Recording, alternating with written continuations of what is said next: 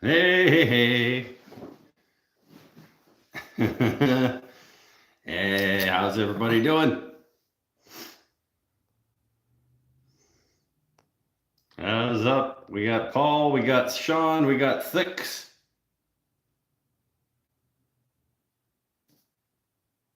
Yeah.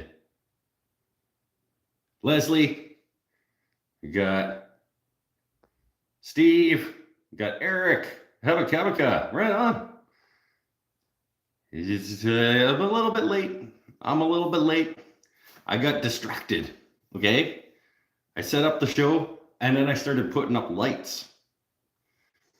And I got into putting up lights and I'm filming putting up lights. So it. And then I went, oh, damn, show. How's everybody doing?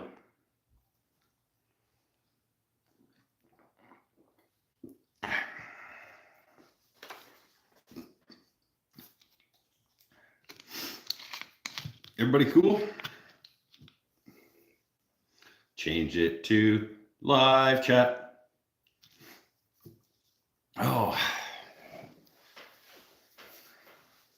Are people watching? There it says you are watching, but nobody says anything. You're painting behind me. Yeah, that was one of mine. I just grabbed one out of the house and threw it up because I didn't want bare ass white wall again. It was just I needed something back there. So I just grabbed this one out of the house. That one. That is called Conflagration, is the name of that painting.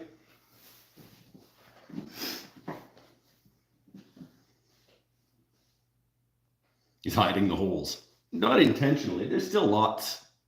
There's still lots. It looked terrible. I watched part of Wednesday's show. I was like, well, that looks terrible. Looks like a slight tint of seafoam green over your right shoulder. Your face looks like a tint of seafoam green. Because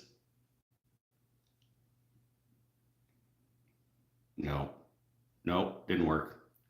There's gonna be a slight tinge of undertone of the white, of the seafoam green coming through under the white. And I'm gonna be okay with that because it's still gonna be way better than it was. And my back just cannot hold up anymore to painting.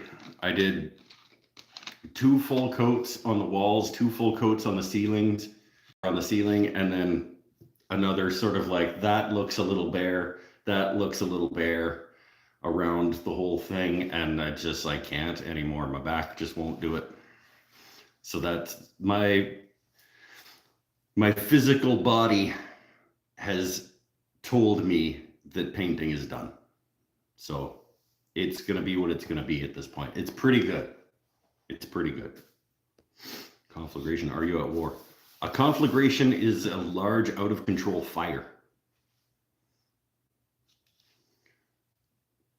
This painting, I painted this painting when I didn't know. A friend of mine and his family live in Fort McMurray, Alberta.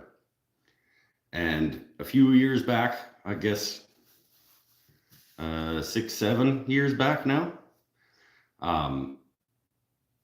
there was an out of control wildfire that was threatening his community. And I didn't know where they were. And it scared me. And so I went into what at the time was sort of a painting studio type room. And I painted this, and just to get some emotions out. So this was my painting that I did when I was dealing with some emotions surrounding a fire and some friends of mine. So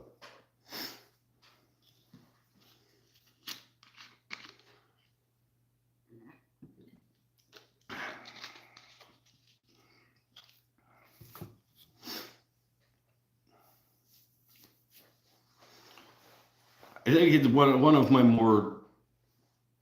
more successful compositions. I think it feels like how I felt like when I was painting it.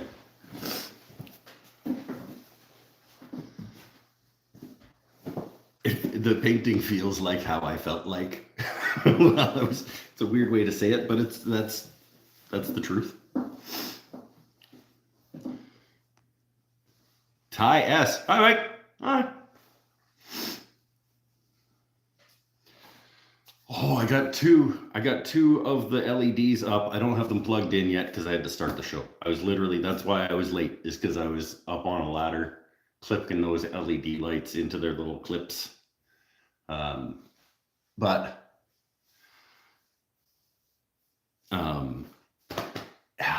excited. I'm excited to see the brightness that those will add. I guess I could theoretically, I'm thinking about like the actual video that I'm filming and whether or not I can continue here with you guys and not miss anything in terms of the filming for the actual YouTube. Not that you guys aren't actual YouTube, but you know what I mean, right? Like I need the footage for the edited shop reno and the lighting video. So, and I really, yeah. It really does convey a roaring out of control fire. Yes, that's what I feel like anyway. It did what I needed it to do. It was less, the painting was less the goal as it was the outlet at the moment. Like I just kind of like needed to push out some things, and the result was much less important than the action of doing it. So let's do it quick before we get too far into the thing. I've got time for everybody's favorite segment. That I say favorite segment all the time, but I don't think anybody likes this. Mike's never had this food before. All right, so on this episode of Mike's Never Had This Food Before, thanks again to my friend Nadia at the Crow's Nest Artist Collective. I will leave a link down below to that website where you can find these guys. I work there part-time and I teach there and things, and sometimes she has some goodies. This one is called it's made by Decadence Chocolate. This is called the Firecracker. She got 3 different kinds of chocolate bars from these guys into the shop just this past week, I think, maybe a week and a half ago. They're fancy pants chocolates. This guy is $12 Canadian dollars, 12 Canadian dollars for this guy. I hope that it's delicious, because for $12, it better be. But it looks fancy pants. This one is the dark chocolate with chili and salt and popping candy. So like there's pop rocks in there, I guess. I don't know what's going on here, but it does look fancy pants. Let's hope, like, whoa. Ooh. Fancy pants chocolate from Decadence Chocolates. The ingredients are sugars. Surprise, surprise. Dark chocolate is made out of this stuff. Sugars, carbonated crystals, fleur de sel sea salt. Fleur de sel sea salt. So, flowers of salt, sea salt, and chili powder. Chili powder itself is not that spicy, so I was hoping by Firecracker that it would have. Remember the Lindt hot chili chocolate bar that I tried early on in this series? I was hoping that this would have some like spice to it, but if it's just chili powder, I don't think it will. We'll see. According to the nutritional information, it is not good for you. Let's just leave it at that. It's a chocolate bar. It's not supposed to be good for you. Let's try it out. The Decadence Chocolate Firecracker. Oh, really? You should not need scissors to get into chocolate bars. And I don't. Okay, losing points. It's losing points because you need something sharp to get into it. This is not a sharp chisel, but it's sharp enough. Loses points for that. All right, the dark chocolate. I like the little prints, the imprints. Little leafy imprints, and then their logo there. I guess, is that their logo? Nope, it's just a different kind of leaf. Anyway, it's a cool looking chocolate bar. Like, look at that. That's neat. Okay, give it a snap.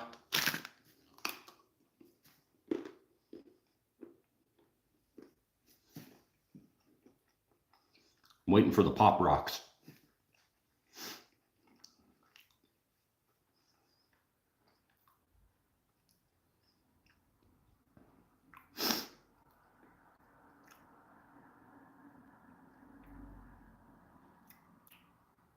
It's delicious. I'm waiting for the confusion to hit, like the pop rocks and the chili powder. Ooh, ooh, there is some undertone of heat. I like it. It's much like, it reminds me of that Lindt one. There's like that sort of afterburn of like, there's the spice. It comes on late.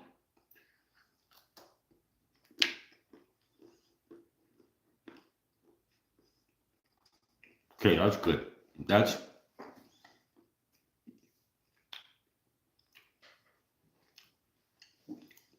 I kind of wish there was more pop rocks. It says popping candy. And I don't get that aspect of it. It's clearly in there. You can see on the back side, you can see the texture of the little pop rocks. But there's nothing like pop rocky happening. I do very much like that afterburn of the chili. It's more than just chili powder. It says chili powder in the ingredients. I feel like it's like cayenne. Because chili powder doesn't have that. For me, chili powder doesn't have that heat that this has. That actually wakes up pretty good at the end. Like there's a nice undertone of burn right at the end, but not an uncomfortable. Oh, look.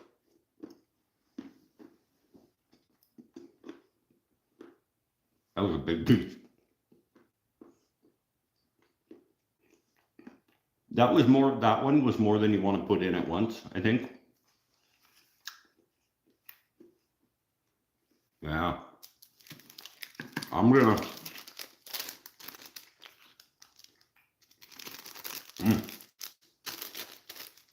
This is a high quality. This is Decadence Chocolates is the right name for this. This is like rich and delicious and interesting.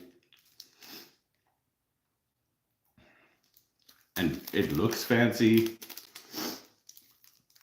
Points for looking fancy. Minus points for needing something sharp to get into it. Oh, look at the crackly wrap.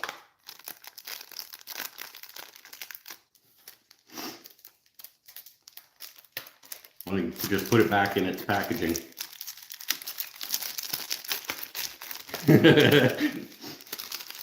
This is delicious.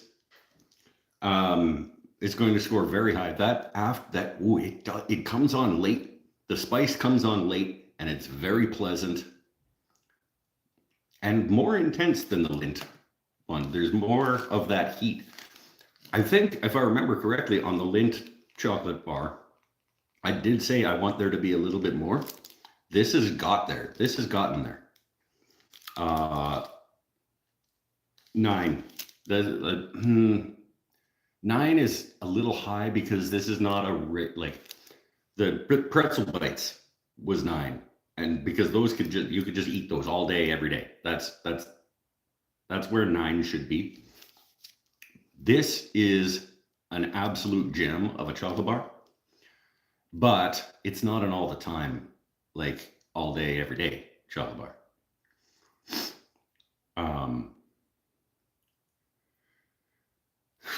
8. 8 as a treat. This would not be obviously at $12. This isn't your just stop on your way home every day and get one kind of chocolate bars. But that is a damn good chocolate bar and absolutely worth the $12 to have one once in a while. It's like when you order the really good pizza, because like Domino's and Little Caesars and stuff, like it's fine for like all the time pizza. But once in a while you want to get like the handcrafted, really delicious pizza with good ingredients and stuff, and you treat yourself to it. That's what this is. This is the good pizza version of chocolate bar. Better than Alicia Confections. How much was the Alicia Confections one? I think it was about $12. And I know that's not how it's pronounced. 7.5 since you need a knife to open it. I guess I should, yes. 8 out of 10 as a chocolate bar. Gotta say, let's go 7.8. It lost 0.2 because of the difficulty in opening it. There we go. All right, so that's been this edition. That's good. I'm gonna keep this one around. I'm just gonna off a little bit once in a while, because this one is, you could just do a little tweak on this one once in a while as a little flavor burst. Not gonna just crush it, because it's better than that. That has been this episode of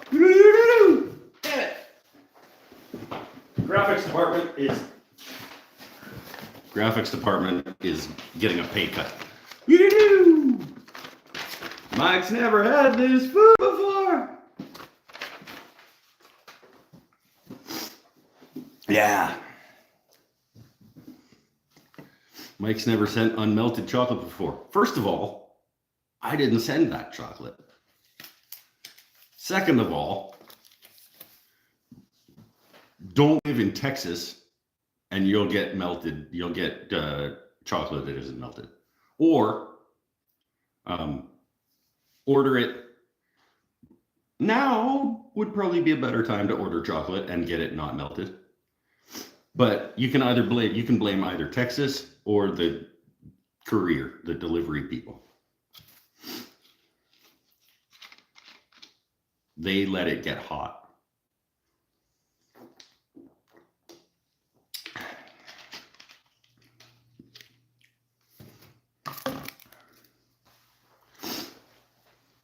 I blame the courier. It's a combination of things. The courier plus Texas equals melted chocolate bar delivery.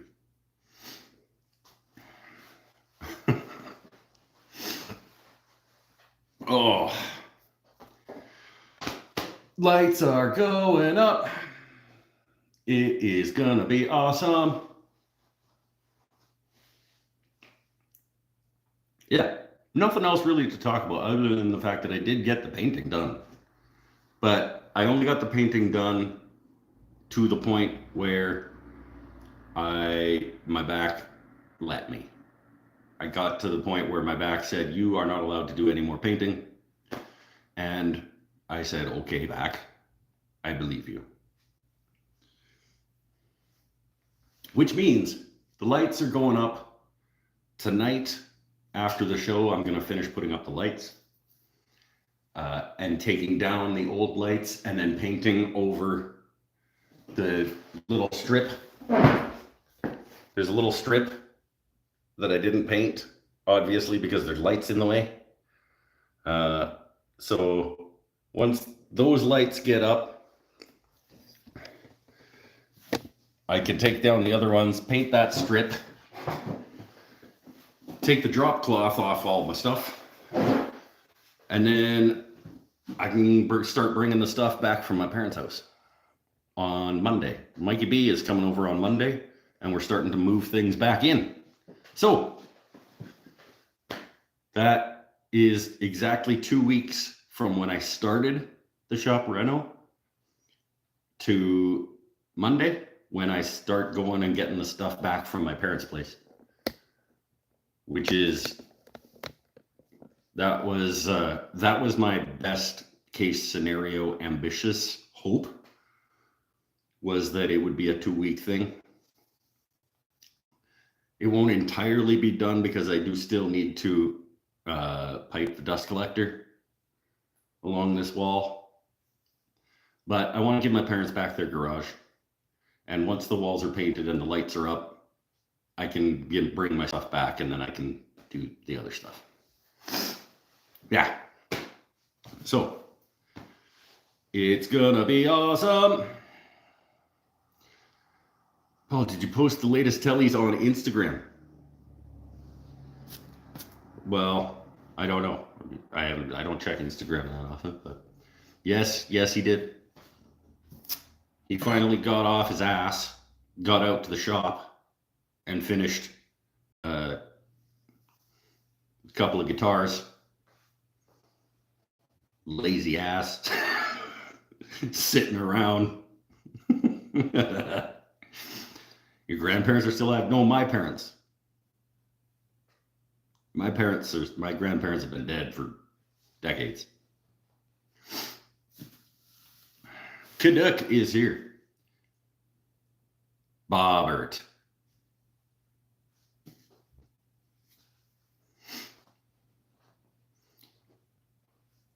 Mike, are you into bread and pastas at all? Am I? Bread and pasta, I could just live off bread and pasta. I don't care what anybody says about carbs and whatnot. You just give them to me if you don't want them. If you don't want the carbs, I will take them. Right in here.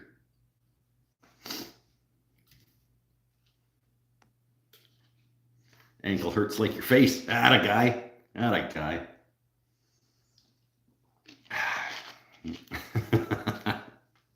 Nice. I lost a ton of weight by cutting out soda. I can see that. I don't drink soda. It's funny to call it that. We had that talk once too about what do people call this type of beverage in their region. It's like pop, soda. Some people call all of these types of beverages Coke. Was it Paul? Was it you that's like in Texas, we just call them all Coke? Like, what kind of Coke do you want? Oh, give me a Sprite. Oh, okay. What kind of Coke do you want? I'll have an Orange Crush. Like, that's not a Coke, but they call them Cokes. Everything's a Coke, whether it's lemon lime flavored Coke or orange flavored Coke or Coke flavored Coke. Soft drink in Australia. Canada, I mean, I think maybe different regions in Canada do different. I mean, I call it pop, I guess, most of the time. But most of the time, I reference whatever the beverage is. So, like, I'm going to go to the store and get a Coke means I'm going to go get this. I'm going to go to the store and get a Sprite. Or while I'm at the store, does anybody need me to get some, I guess it's pop, I guess, is what, if I say that in general. But I'll more than likely it'll be like, do we need orange pop, or do we need root beer, or do we need Coke, or do we need, like, it just use the actual name of the thing.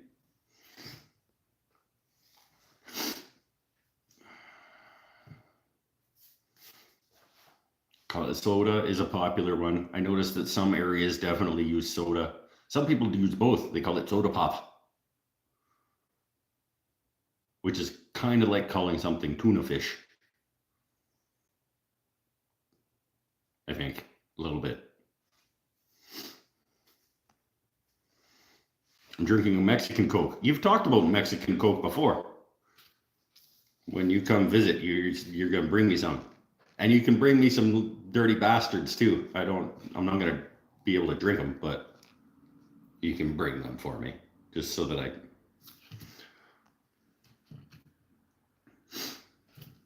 No, don't, because then I'll want to drink them.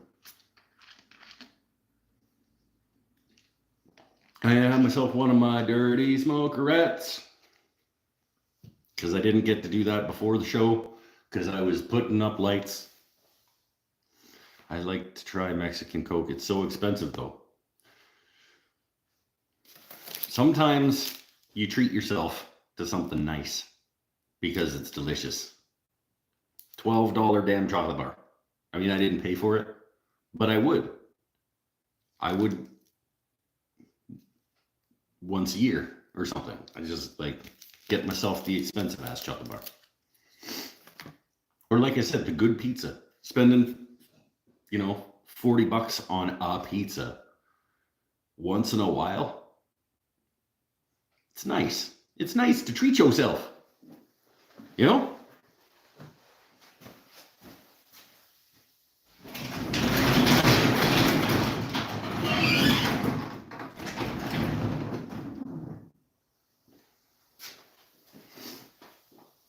Down here in Texas, it's 15 cents more per bottle than regular Coke. I would say that is a good value then, yes. Wild grain bread box is $165 per box for 12 items. Oh, is that like a subscription service bread? A subscription-based bread product? They send you a box full of breads? Uh-oh. I can't afford that, though. That's a lot of money. $165. How many breads do you get for 12? 12 breads? It's like, I'm not a math guy, but that's over $10 a bread. I've paid $10 for a good bread, though. But I wouldn't do it 12 times at once. I don't think. I've paid 10 or 12 bucks for a good loaf of bread, but I don't think I would buy a dozen of them at once. Because that hurts.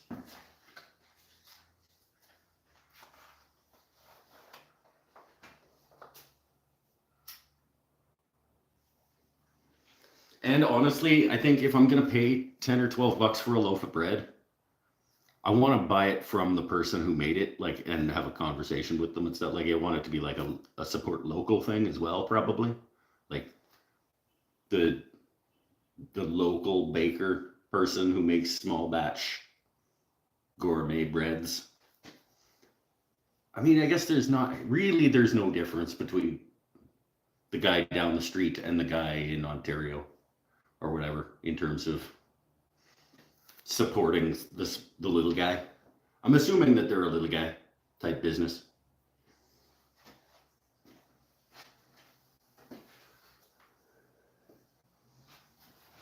Speaking of supporting the little guy, there's a link down in the description to a little place called patreon.com/wooden things and stuff.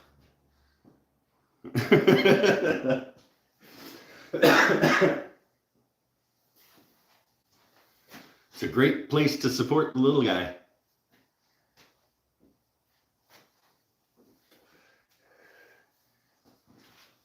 And then maybe I can get a $165 box of bread in the mail.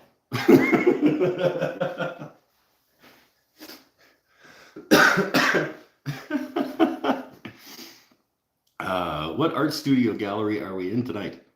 We are in the Mike's Wooden Things and Stuff gallery.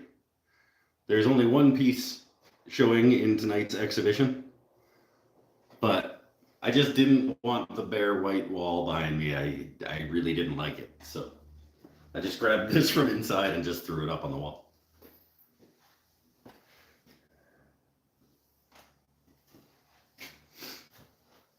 That's a pretty nice painting.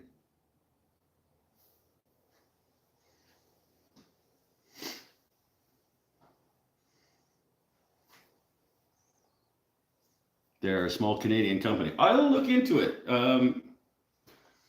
Fire me a link because I'll never remember the name of that company. Woodenthingsandstuff@gmail.com is my email address. And same with if anybody wants to send me stuff to try on the Mike's Never Had This Food Before, hit me up by email and I'll get you my address. That's where you can send information to me probably most effectively.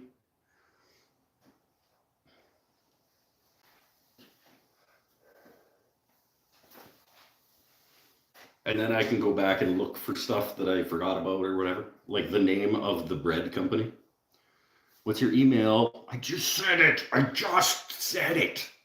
Wooden Things and Stuff @gmail.com.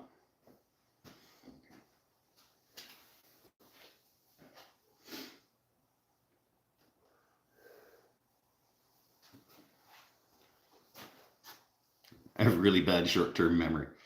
I'm a hit and miss with the short-term memory.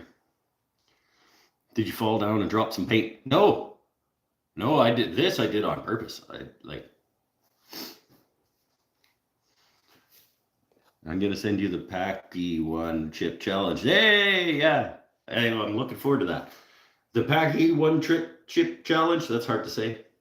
The router plane, the hot pipe bender thing for making a guitar. What else is supposed to be in there? Maybe some Rockler stuff. At this point, I don't even remember. You send whatever you want. I'm happy to get whatever.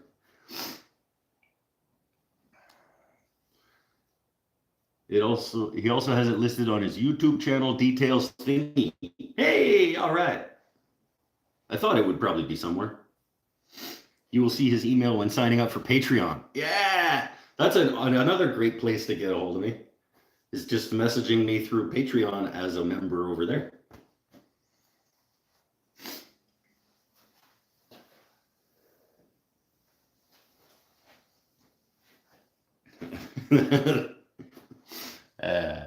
Thanks, Matt. I like being able to rely on you guys to do my pitches for me. Because I am terrible at it.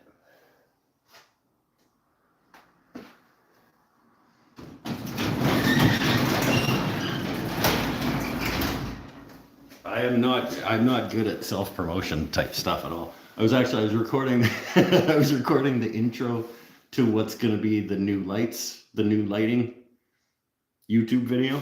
They're like, okay, it's time to put up lights. And I was like, so just full disclosure, I'm not associated with Bina Lighting in any way. I paid full price for these. They don't support me whatsoever. They don't even know that I exist. But if you want to support me, you can go to Patreon. And it just started coming out. I was like, and I stopped and I was like, that is a crap intro. Don't do that. It'll probably be in the blooper part of that thing where I'm like, I get no support whatsoever from Bina Lights, but if you want to, no, don't do that. That's stupid.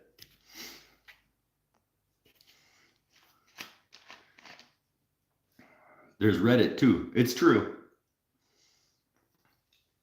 I have a Reddit page.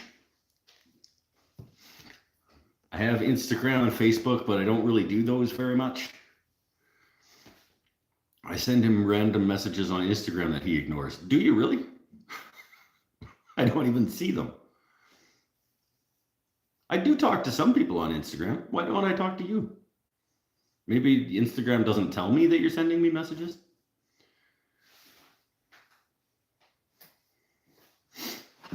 Because that's usually where I talk to Jax down in Australia, is through Instagram.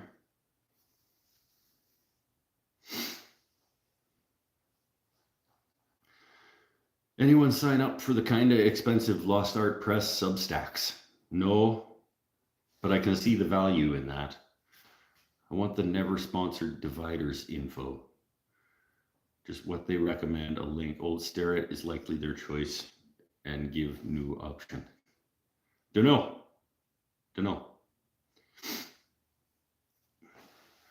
I can see why the Lost Art Press Substacks are probably expensive because he is a well-trained journalist who writes a lot, and he deserves to get paid for that.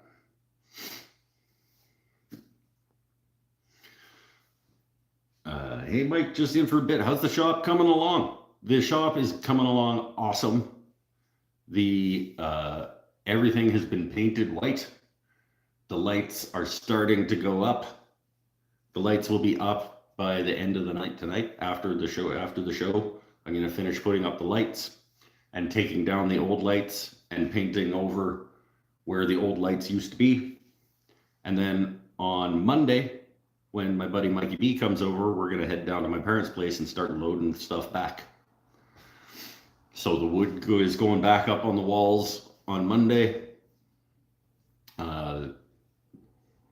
Yeah. Technically Tuesday, my shop will be back to a certain level of operational.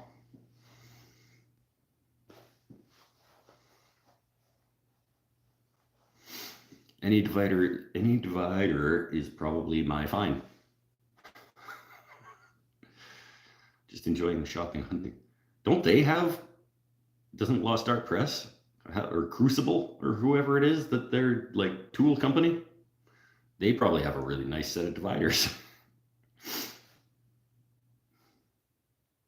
Lights, yes, the Bina 8-foot LEDs.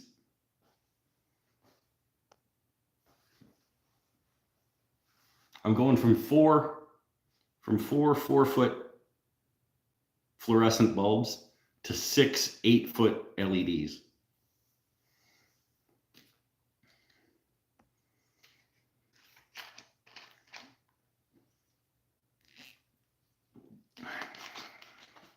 And it's gonna be awesome. You guys gotta give me them thumbs. There's 20 of you watching and only 10 of you like the fact that you're watching. I like the painting behind you too. Thanks, I did it myself.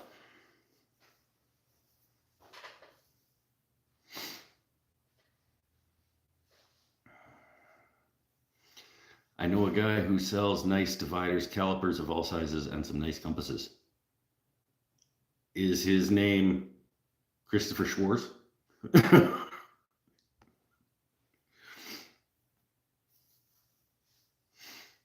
When I cannot get woodworking done, I shop. I'm weak. That's whatever helps you get through the world, my friend. What's the news, bada man? Just keep it on, my friend. Shop reno is coming along. I still hate how it sounds in here. But on Monday, when the stuff starts moving back in and all the wood storage goes back up on the walls and starts deadening the sound back down, it's gonna feel awesome in here again. The drop cloth can come off this stuff. Things can go where they belong. And I technically could be back making sawdust and shavings on Tuesday. It's gonna be great.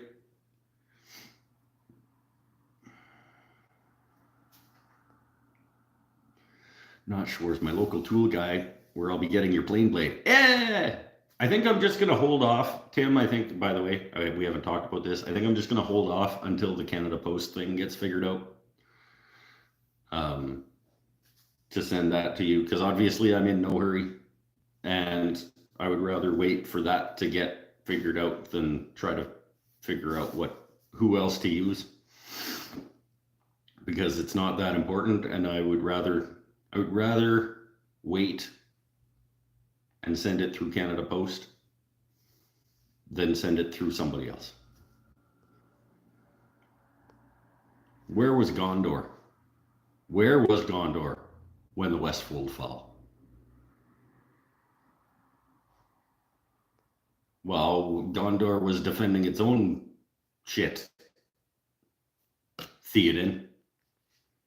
Kind of busy with her own shit. Okay?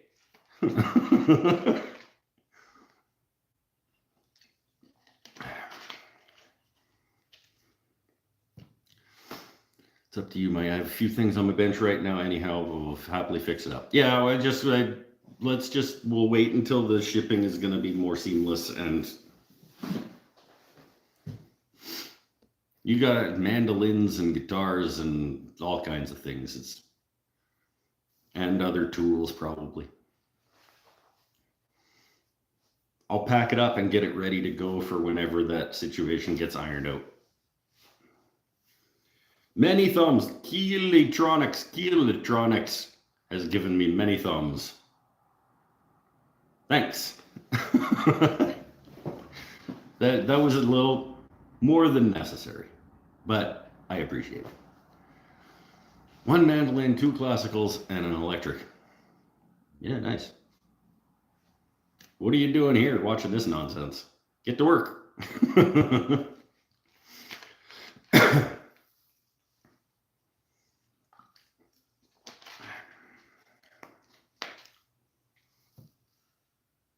So keeping us updated. Cabinet, 3 guitars, stool, turning for shows. And now also on the list is a new bank of cabinets for this side of the shop to put my jointer planer and future drum sander on. I need a bank of cabinets over here. So when the shop gets back put together, first thing is probably finishing that wall cabinet that I have episode 1 on my channel for, that just went up a couple weeks ago. Finish that, then the bank of cabinets for out here, then the shop stool, then the 3 guitars.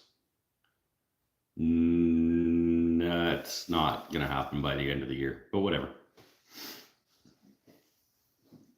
I was going to ask which side we were looking at. Same side as always. This is the same place that I always sit, but next week we'll probably be on the other side. Sheets or frame construction? Sheets. Unfortunately, I'm going to just do plywood boxes. I'm going to do plywood boxes, but I am going to fancy them up a little bit and do Douglas fir face frames and Douglas fir and red oak frame and panel doors, and a little pop of walnut in some places, the same as like the cabinet stuff that's been happening. It'll look like that on the front, but it'll just be plywood carcasses. Probably good acoustics in there for a song tonight. No, the acoustics in here are garbage. It's all echoey, and I mean, it could sound cool. We'll see. Maybe. I have guitars just over there if I need them. We'll see. I don't think I've ever asked, do you own or rent this place? I own this place. Well, I own, like, the bank owns it. The bank has given me the money to buy it, so technically, yes, I own this house. I don't rent it. I rented this house, and then the guy who was renting it to me wanted to sell it.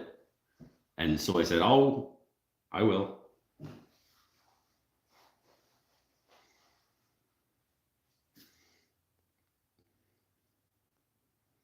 I should be working on my shop, but I am here watching you. Don't you feel special? I always feel special that people show up for this nonsense.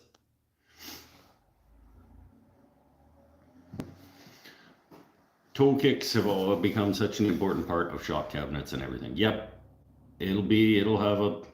What I'm going to do is I'm going to build the boxes, and then I'm going to put the boxes on a platform that's recessed a little bit so it'll act like a toe kick.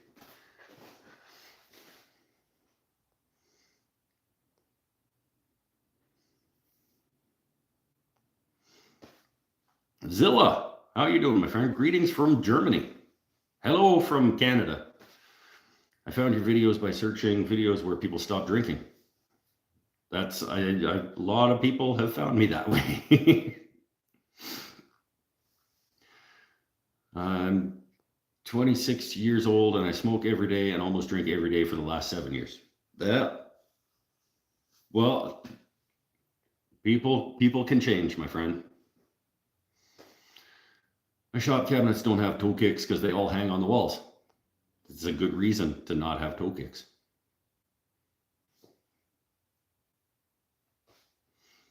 Brian's here. Hi, my friend.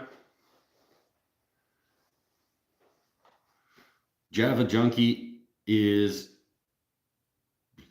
talking to his new German friend in German, I think.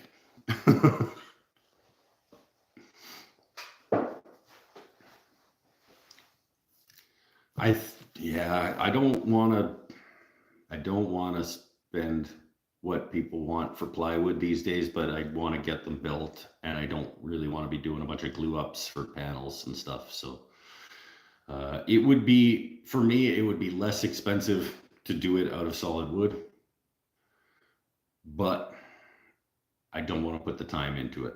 So I'm going to go to Home Depot. I'm going to get mediocre plywood because I can't justify the good stuff. I'm going to get mediocre plywood and I'm going to cut boxes.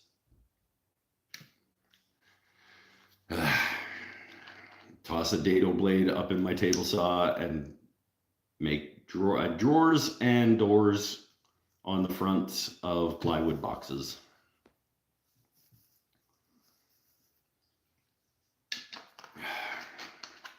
At least it won't be chipboard. No, it won't be chipboard. It'll be mediocre plywood. I'm not going to buy the cheap garbage, like house sheeting type stuff, but I'm certainly not going to spend the money on like pre-finished maple or something like that.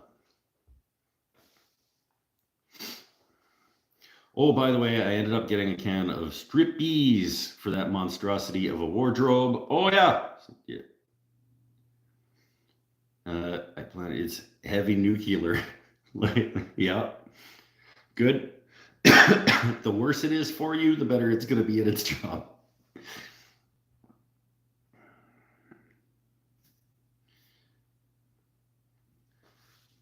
Oh, geez. Fearsome's doing German too.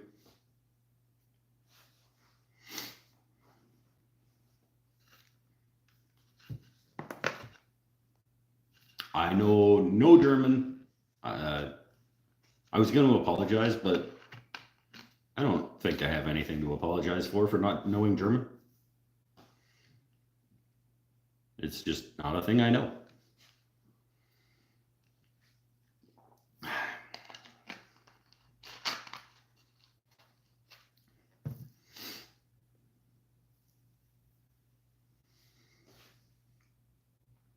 Dude, I've rounded the corners on my carts after getting poked bad. What carts are we talking about? What the shit? I missed something. Oh, rolling tool chests. Break toe. Yeah.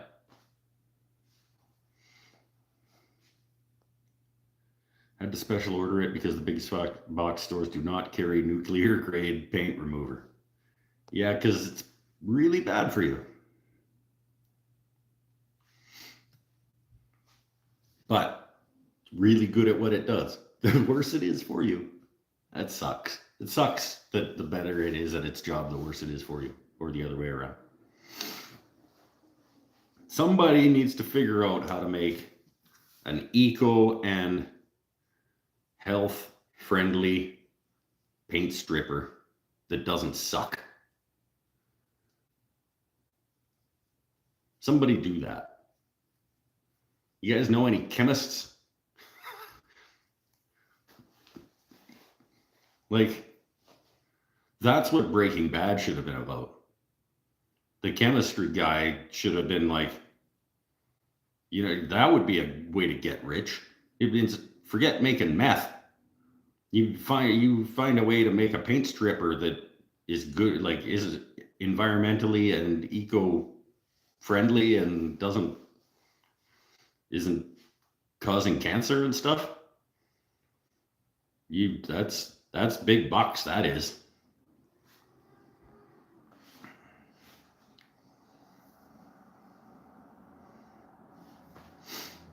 I made 3 carts from Woodsmith and a planer cart inspired by Rockler free plans. My shop is a disaster because I build or have more than I can really fit in there. I know that feeling. When I was moving stuff out of here into my parents' place, I was like, dude, you have a lot of stuff. That, do you need all this stuff?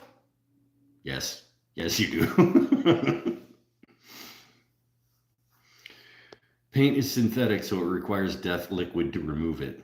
It's the paint that needs to be made from natural sources. Why not both?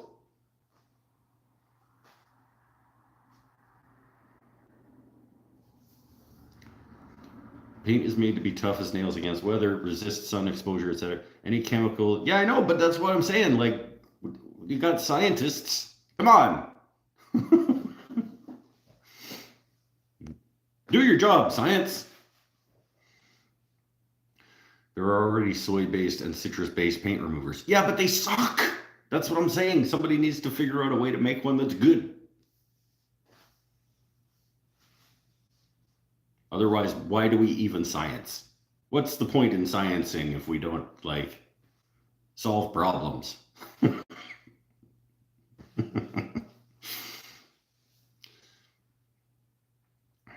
Citrus strip, safer paint and varnish stripping gel.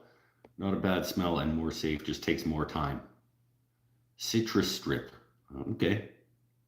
So there's a recommendation for one that isn't terrible for you and apparently works.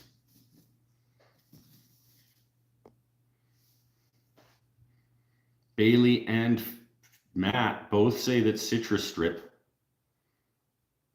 is okay.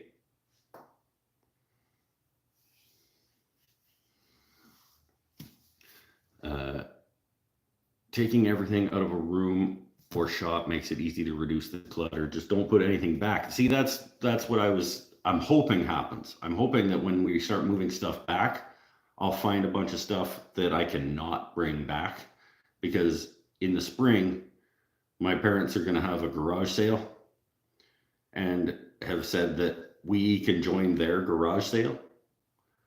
So whatever doesn't come back into my shop can go in the garage sale in the spring.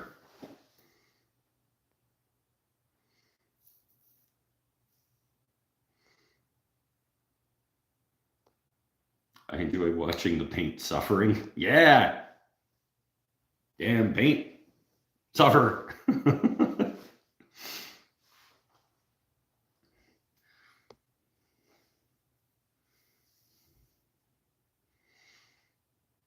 Worked on enamel tractor paint. Oh, okay. The citrus strip stuff?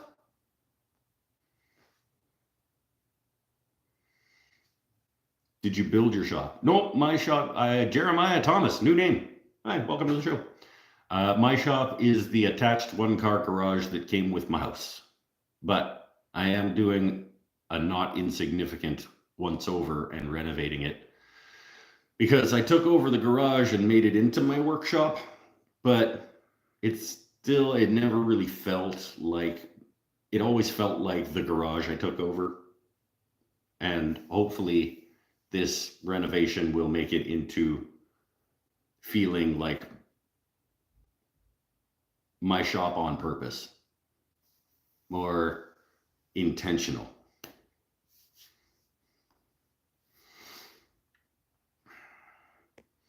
Off to work a little. A client requested a revision differing from the original instructions. Oh, I love those. Love those. When you accept a job and then they start moving the goalposts on you. That's great. I'm sitting here chit-chatting while my husband is making dinner. He is a better spouse than I am.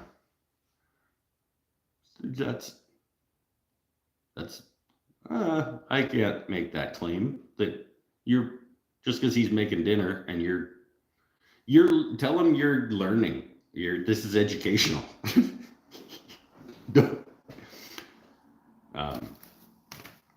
Yeah, this is important educational content. that's helping you become a better spouse. Maybe, I don't know. And maybe he likes cooking. Maybe that's fun for him. I like cooking. I painted heavy shelf racks. I got used with it. I had to remove the Poopy Brown enamel. Gotta love Poopy Brown. It was worn and light rust over the lower parts. He likes to cook. See? If he likes to cook, then he's doing what he likes. You are doing what you like. Everybody wins. What's he making? Can I have some? I'm pretty hungry. The chocolate isn't quite cutting it. It's not real food. I don't want to eat that for dinner. Foot is hurting, so I'm going to go lay down. Have a great weekend. And happy Thanksgiving to American viewers. Oh, it's you guys' Thanksgiving? Whatever you do, don't buy the Lay's Turkey Dinner Edition potato chip. It's bad.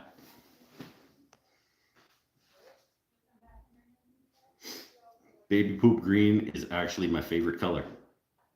Well, my shop wasn't that far from that. Sorry for painting it over it.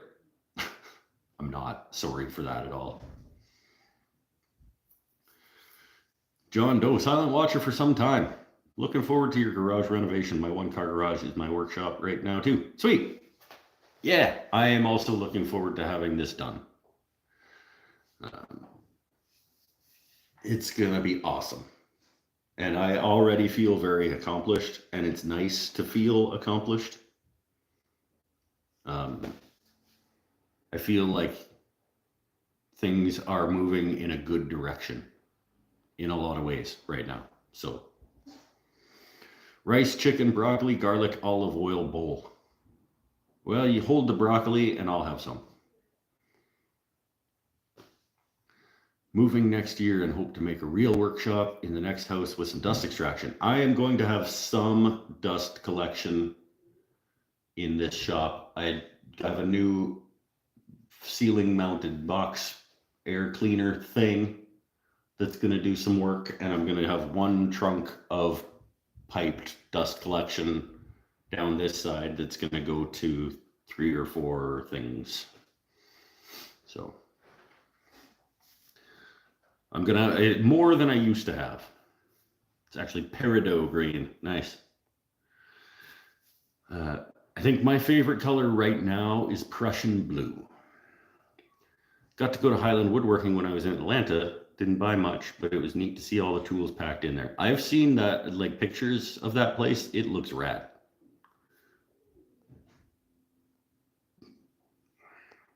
Small spaces just suck because you have to break down everything and set up everything for the next work step and so forth.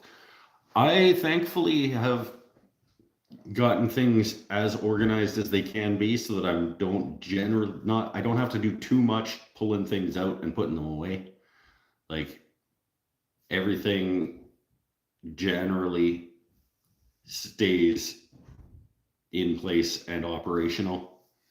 It's tight quarters, but I never have to like roll away a tool to, well, the planer lives under the bench and comes out when I need to use it, but it won't after the shop reno.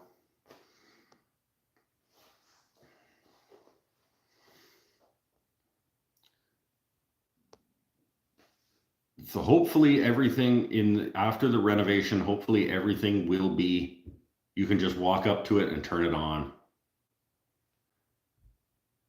The drill press might be a put it away and pull it out when you need it, because I don't do a lot of drill pressing. But we'll see. Other than that, table saw, bandsaw, jointer, planer, sander, lathe, all have permanent router table in the wing of my table saw, finally accessible at all times. Yeah, that should all be just walk up, turn it on, and go.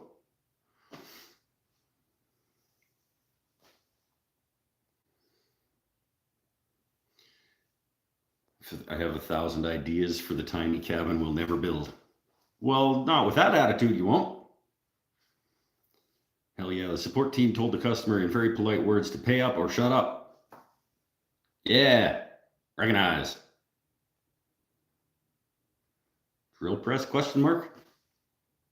Yes. Happy for you that the renovation will be as perfect as it can be until you see what you did wrong and could have done differently. It's always a work in progress. Shops are always a work in progress. As long as you're constantly making improvements, you're moving in the right direction. Hey, you wooden peeps, Mikey B's here.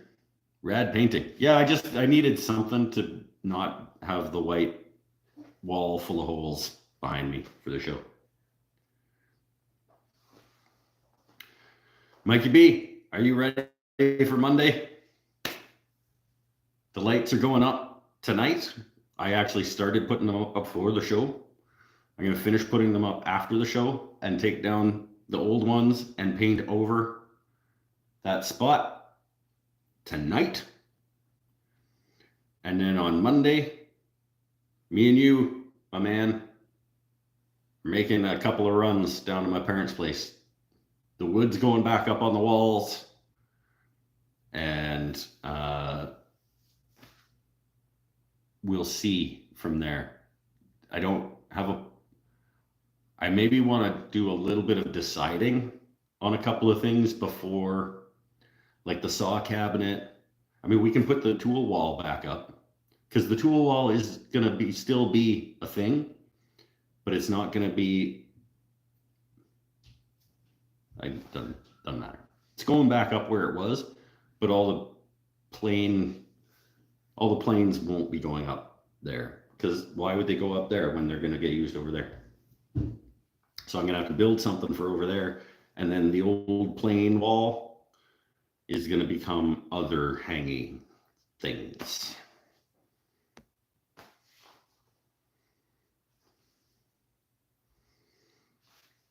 I just call it the cabin we'll never build so my husband doesn't feel pressured.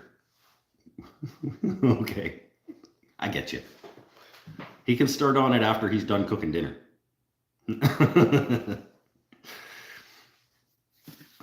Any thoughts about height change of the cabinets you had up? Same question about changing where they were.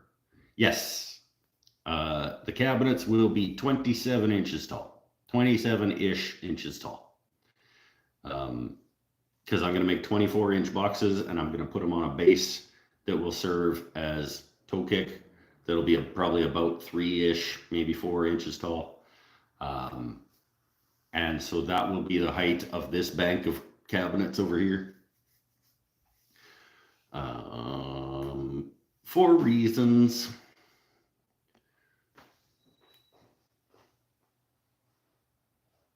The old bench, the bench that I tore down that was over there that had tools on it was just, it would have been too high to do jointering on.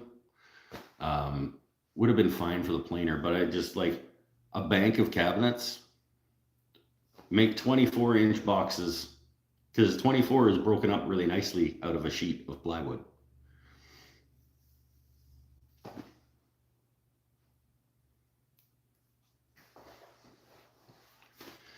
And it'll be nice, it'll be a nice height to jointer and fire things through on the planer, and then the drum sander that gets on there eventually will be at a pretty good height.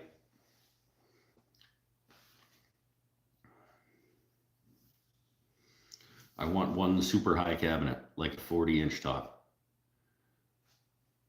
Okay, do that then.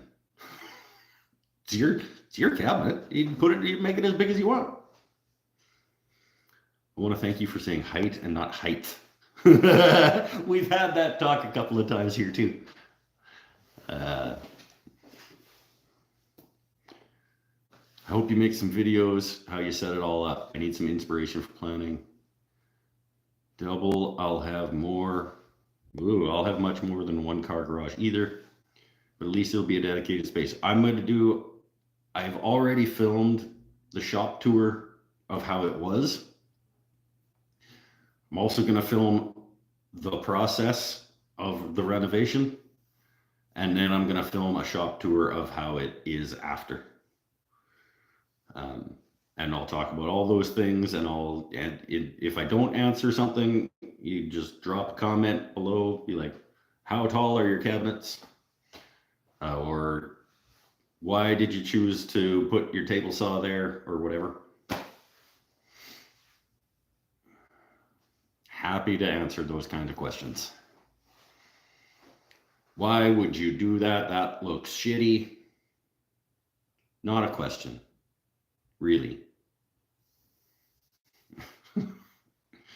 You suck, get off the internet.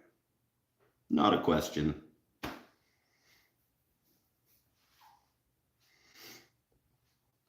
Working on small things, nice to get it high, and I'm taller. Yeah, sure. 40, I mean, my workbench itself, I think, is about 37.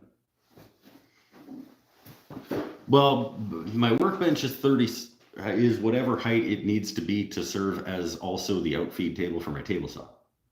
So that's, I mean, we make these considerations when, that's the beautiful thing about making things yourself, is you can make them however you need them to be for you. So if I was making a standalone workbench that wasn't also the outfeed table for my table saw, I think it would be about 4 inches lower than this one is. But because it also has to serve as the outfeed table for my table saw, it needs to be this much below the surface of my table saw. And that's, I built it to that height, whatever that is.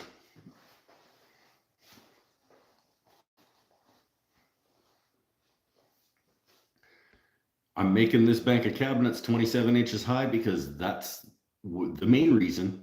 Honestly, the main reason I'm making them 27 inches high is because 24-inch boxes come really nicely out of a sheet of plywood. And then if I put it on a base that's about that tall for a toe kick, it'll be about 27 inches tall.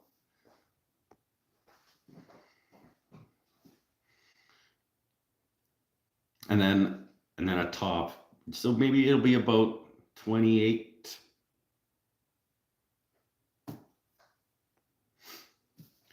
My husband considers black pepper as a food group. Can't even taste the chicken here. Damn it, Bob.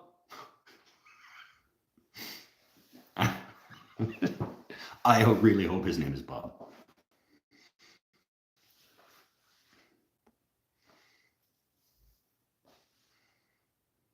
About 2 trillion atoms tall is ideal, plus or minus 50 atoms. Okay. It's ideal for you. Might not be ideal for somebody else. Everybody can make their things how they want to make their things and whatever works for them. It's Frank. Okay, Frank, let's talk about pepper, my friend.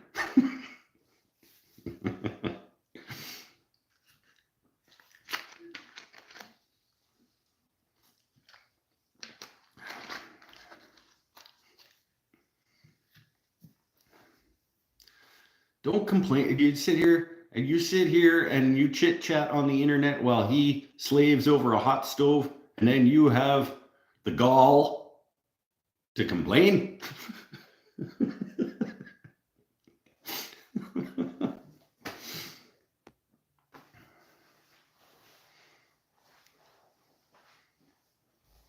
If you are a male over 45, black pepper is a food group. I am technically over 45 and male, and no, I don't, I'm not even, like, I put a little bit on things while I'm cooking them if it needs it, but I'm more of a salt. I'm more of a salt than a pepper.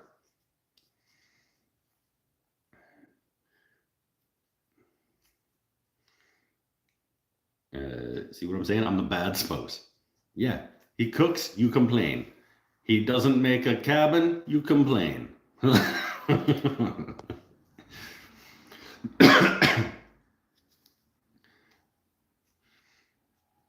Black pepper should go equal proportions to cheese in mac and cheese. Oh.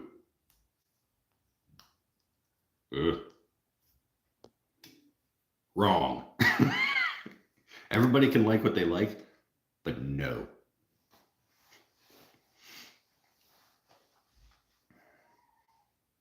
Salt is a firm corner in the food cube. It's true. I like saltier than most people, I think. But I'm not really a pepper guy. But I do like a little hint, like the chocolate tonight. It's got a little undertone of spice to it, and I do like that. But I don't like hot things. Like what that chip that Paul's going to send me, I'm not going to enjoy that. I know already. Because I like a little bit of spice, and I like once in a while having to go like, but past that, it's not really my thing. But I do like well seasoned stuff. So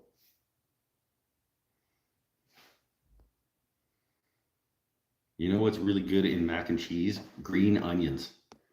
You get out.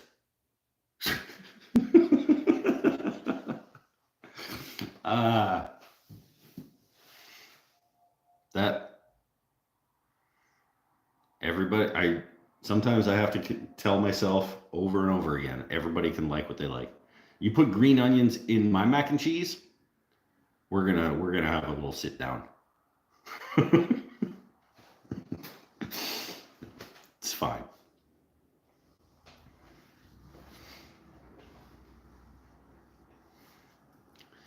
Like to grab a small can of chipotle peppers in adobo sauce.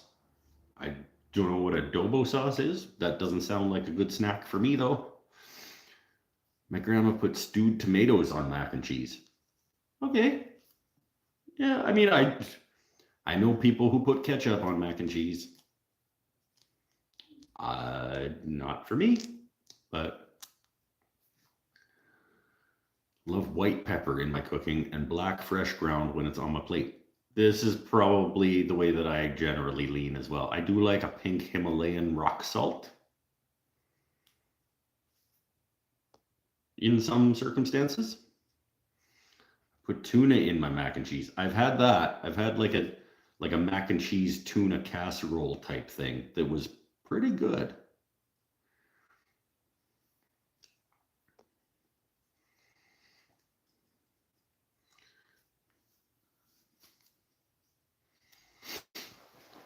I'm gonna have another one of my smokes, I think.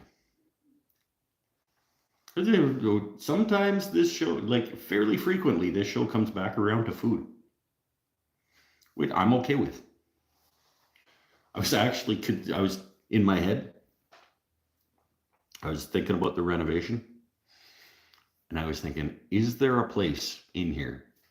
Once I determine everything that's coming back in, would there be a spot where I could put a little cooking station?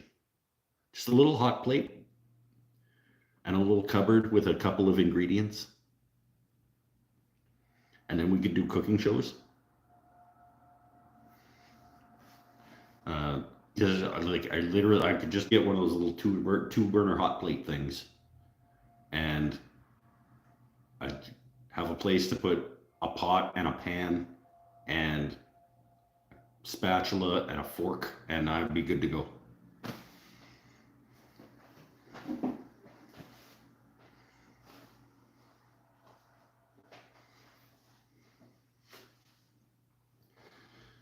Food is one of life's necessities. It's true.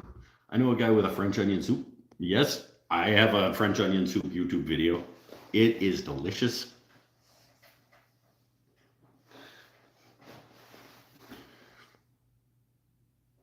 First woodworking projects are cutting boards, which is for food also. It's true.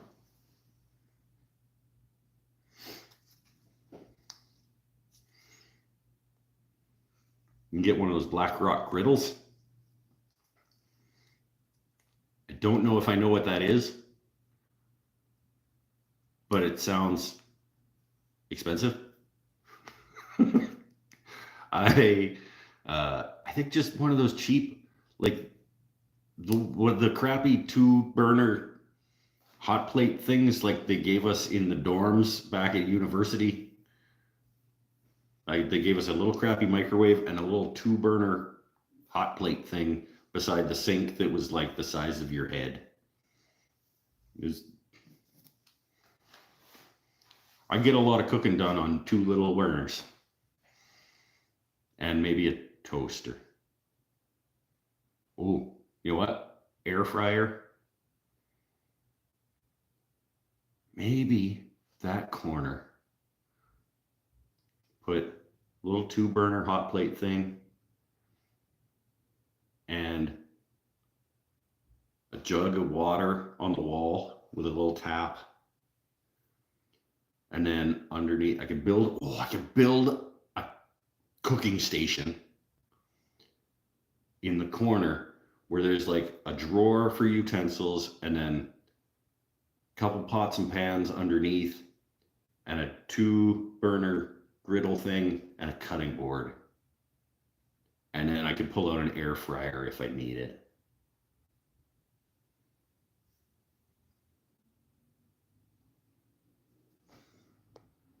Maybe. Dinner at Mike's. Okay. Maybe. If I can figure it out, because I do. The cabinet that used to be here that had the jointer on it, I had decided is going to go over there. And I was thinking maybe would have the drill press on it, but cooking station would be better.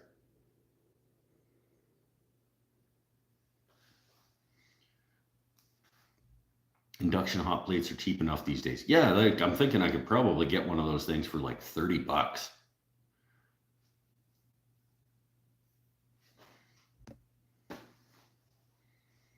All I need is one to like boil stuff and one to fry stuff, and I'm good.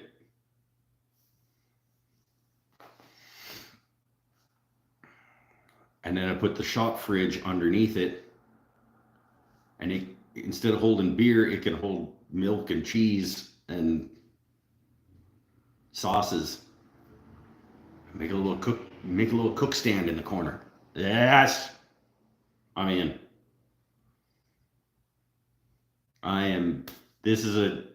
That's a thing that's going to happen now.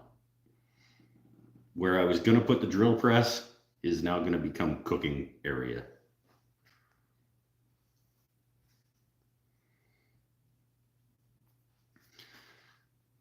Does your garage go into your basement, making a cooking station in there? It does, but there isn't a good place downstairs in there to do cooking.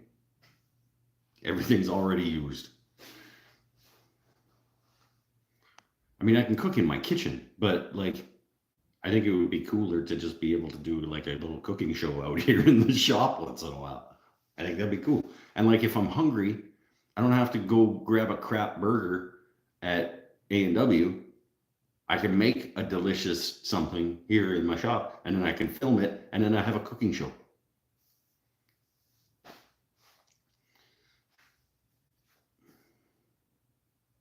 Oh, Lori's here. How you doing? I've always imagined the kitchen is directly through that door. No, the kitchen is through the door, down the hallway, around the corner, up the stairs, in the back of the house. It's essentially as far away from here as you can get and still be in the house is where the kitchen is.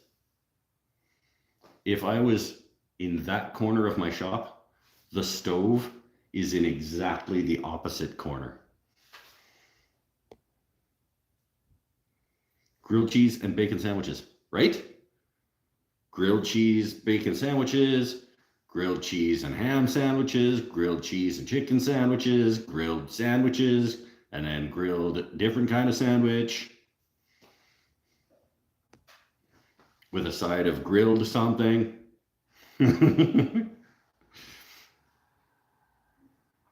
Maybe some French toast made into a sandwich. Possibly, I don't know, a lovely salad. Marv, good point. I could have a lovely salad. I wouldn't, but I could.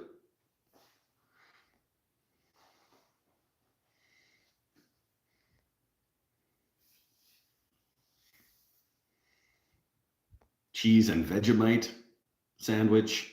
I suppose I could have. I could throw some shrimp on my Barbie. I don't know why I had to do that. Oh.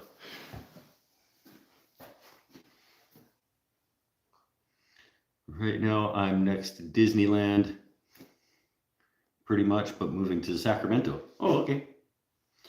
Okay, stop it now. Back to wood and paint. I'm getting hungry and it's bedtime. Okay, well, I can't make any guarantees. We talk about whatever everybody wants to talk about, and you just deal.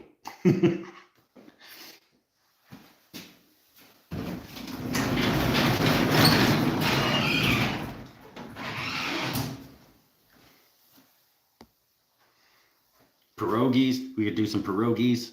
I'm not going to make them from scratch, but I'll buy the frozen bag kind, and we'll cook them up with some onions and bacon and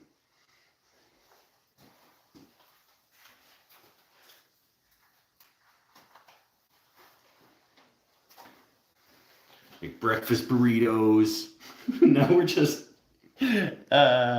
messing with Bailey, talking about all the delicious food.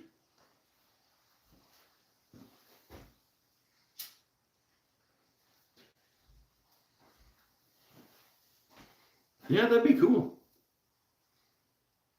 You have a little cooking station in the corner, and then the Mike's Never Had This Food Before show could become actually cooking instead of just chips and chocolate all the time.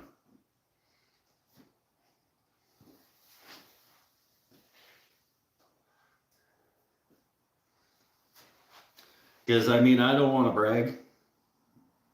I kind of do want to brag. I'm actually a pretty good cook. Mike's never cooked this food before. No, I don't think I would do that. I would do things that I know how to make because I want to share the information with you guys. I love watching your lives, Mike. Thanks, Vinny. Look, from Pittsburgh.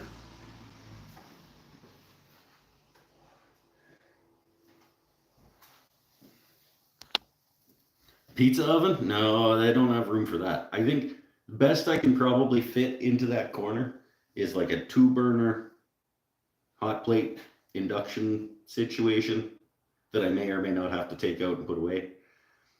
And then possibly like an air fryer or toaster oven or something.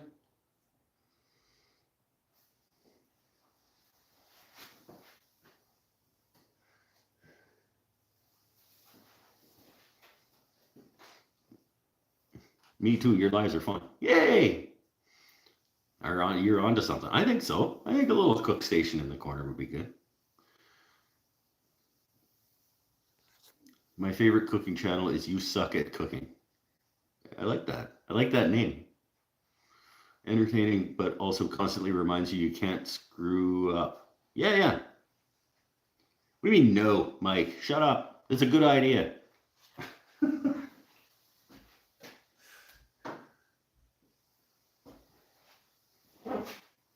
It's a good idea.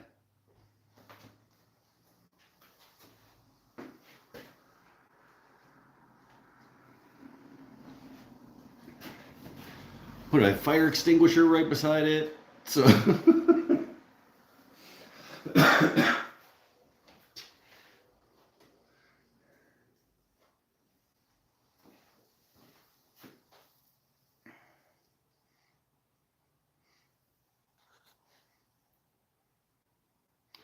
why do I have to boil eggs for 25 minutes in order for them to peel good? I don't know why you have to boil eggs for 25 minutes in order for them to peel good. Are you doing an ice water bath after? Because if you take them out of the boiling water and then you drop them in ice water, the insides shrink and the outside, and then it's easier to peel them.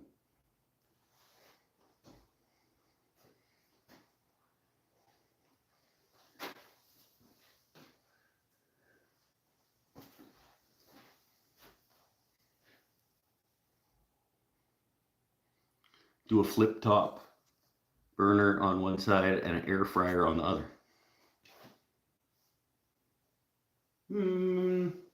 That sounds like more work than I need to do.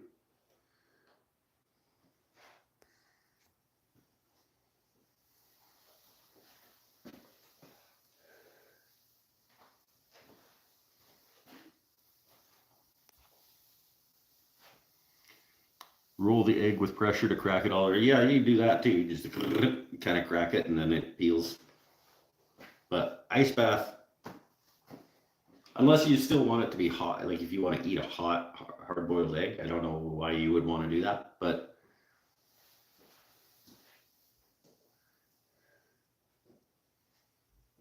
I've also heard, but have never tried, if you add some vinegar to your water when you boil it, it makes them easier to peel, but I don't know that.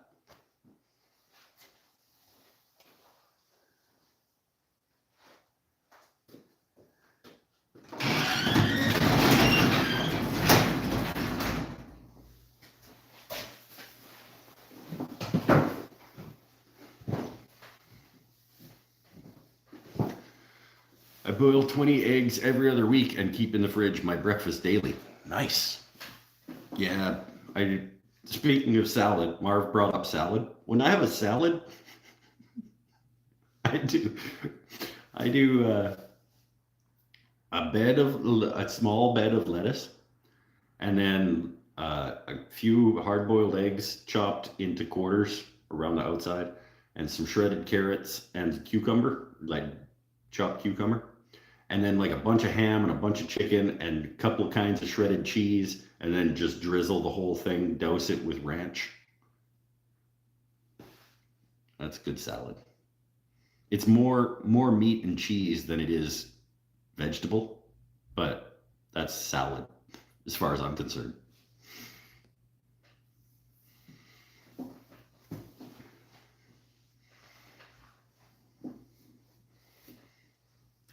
Vinegar dissolves calcium. There's probably some science to that.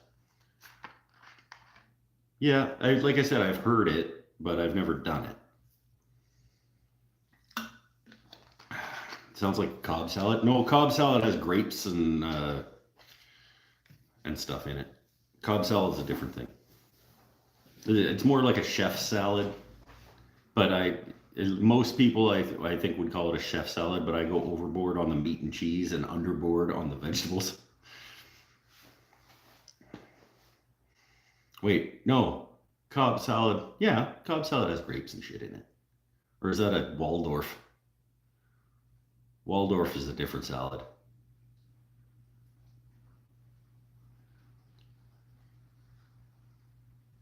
No, I'm confusing my salads now.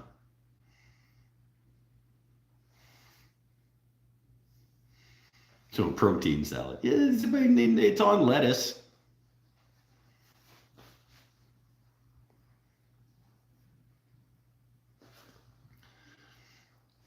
Bring the eggs to a rolling boil. Turn off the fire. Set a timer. 15 minutes. When done, drain off the water. Fill the pot with water and ice until they're cool enough to handle. Then peel them.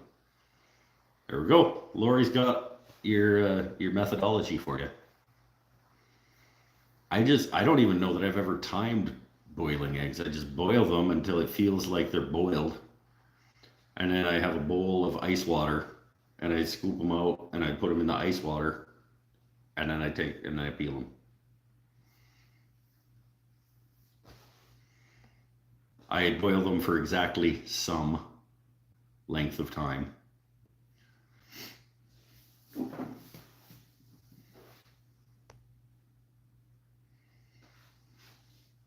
Yeah, 10-ish.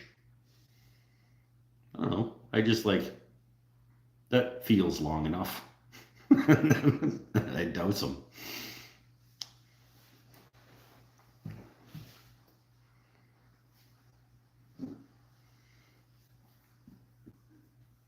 The art is soft and medium eggs. Oh, nice soft boiled eggs with the toast. You cut your toast into slices and then you cut the top off your egg and you dip it in the yolk part. It's been a long time since I had a nice toast dipped in soft boiled egg.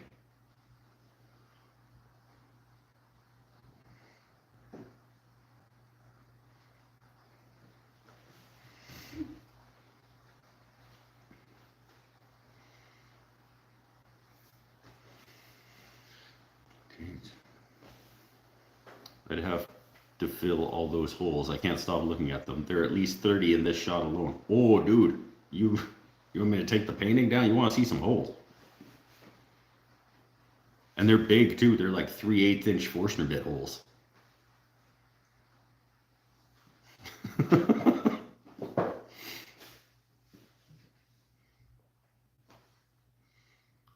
I'm going to leave one plane on its side too when I set up the new shop, just for Marv. Because those kinds of things just kind of irk him a little bit, and I think it's funny.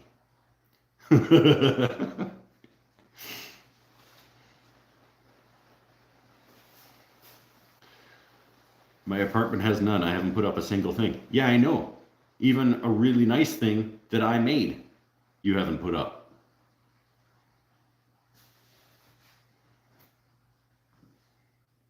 Really nice shadow box thing that I made out of red oak for sentimental golf clubs. And it's like in a closet.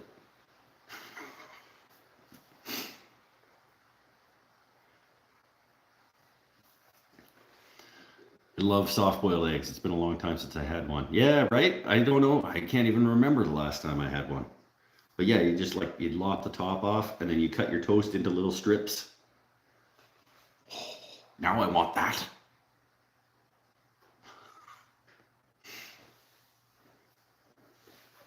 I usually make my fried eggs over easy. Yeah, I'm an over easy or just quickly basted so that the yolk stays runny. And then you just sop up all the yolk with toast. That's the right way to eat eggs.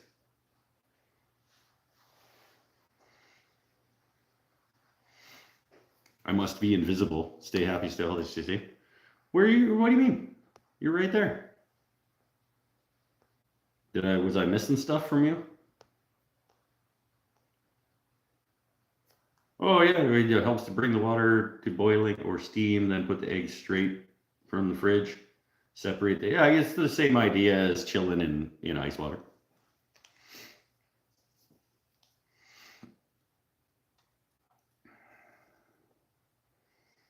Who recommended the YouTuber that small motorcycle trekked across every continent happened to be from Mikestown? I don't remember this.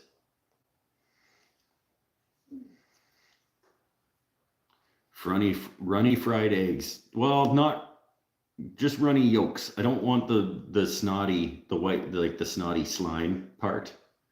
That's why either you flip it quick for an over easy, or just like baste it real quick so that part cooks, but the yellow stays runny.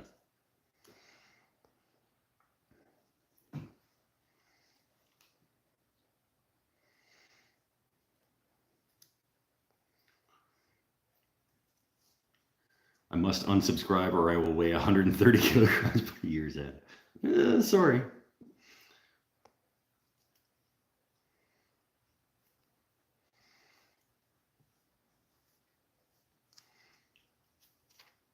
I love how everybody's given their different advice on cooking eggs. That's a cool show. This is what I do to cook eggs and get the peels and peel them easy. This is how I like my eggs. This is great. Oh, for that snotty wiper, just add a lid for a minute. Yeah, the same idea as basting. Toss a lid on it for a second and or a little bit of water to create some steam under the lid. I learned recently that you don't want to fry your eggs crispy. It's toxic for you, even though it tastes good. Yeah, but I mean, this is probably toxic for you too, but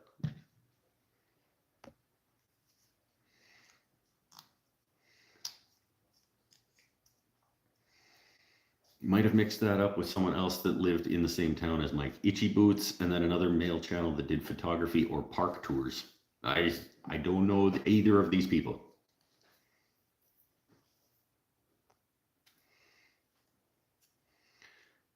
Three eggs for 3 minutes, microwaved in a coffee mug, 3/4 full of water. We got another recipe. Now we got a microwave one.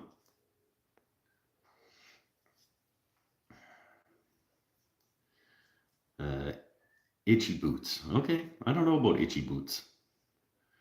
As long as the toxic stuff fights itself, yes. See, that's right. You can fry your eggs crispy and then drink a Coca-Cola Classic while you're eating it. They fight each other. It's fine. Do you like eggs Benedict? I really, really don't. And the reason I don't is because when I was a kid, I have a hatred for hollandaise sauce because when I was a kid, I was on a hockey trip. I remember exactly where I was and how it felt. I was on a hockey trip. We were in Regina, Saskatchewan at the Ramada. And we were staying there on a hockey trip, and we went to the breakfast buffet, and they had eggs Benedict on the breakfast buffet. And I thought that the hollandaise sauce was a cheese sauce. And I was like, oh, English muffin, poached egg, ham, and cheese sauce? That'll be delicious. And it was not a cheese sauce. And I put it in my mouth. And I was expecting it to be delicious and cheese sauce. And it was not at all. And it has turned me off hollandaise sauce to this day. 30 years.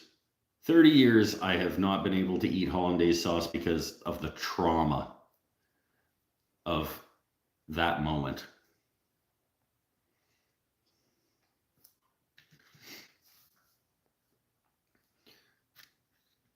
I'm going to make an egg cookbook from this chat. We almost could, hey? I place my eggs on a motorcycle exhaust manifold, drive 10 miles, and then eat. You know what? As long as you drink a Coca-Cola Classic with it, it'll be fine.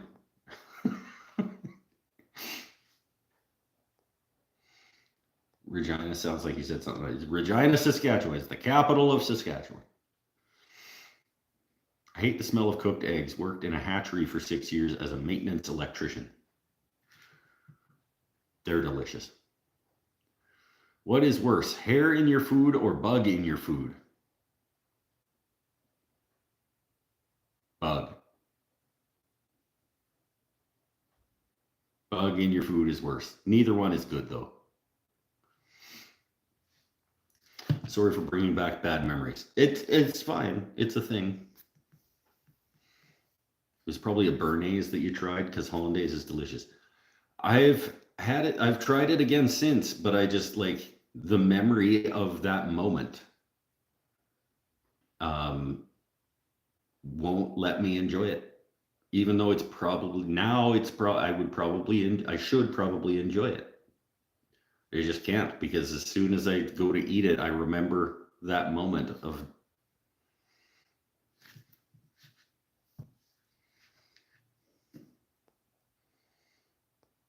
you guys are all saying hair is worse. I don't know. I mean, neither one's good, but I think bug is worse.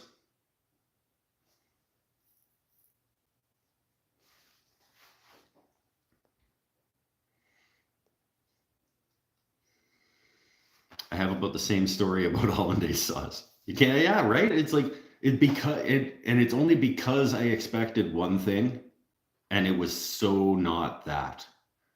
Like, if I wouldn't have gotten it in my head that it was like a melted cheese type sauce before I tried it, but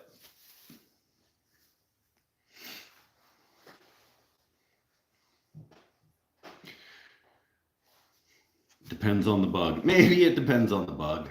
I don't know. I can't imagine seeing any kind of bug in my food and being like, oh, this is one of the okay ones to be. I mean, but you could eat it. It should just be nutritional value, like in terms of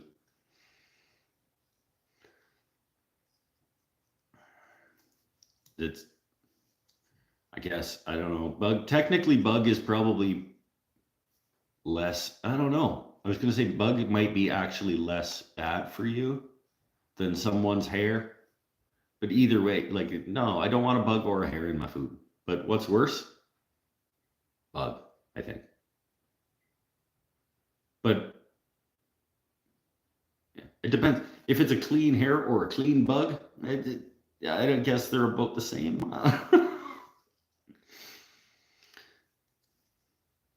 Still not eating them on purpose. Yeah, exactly, right? Somehow this hair question reminded me of the meme. If you feel powerless, just remember one of your pubic hairs can shut down an entire restaurant. It's true. You do have power.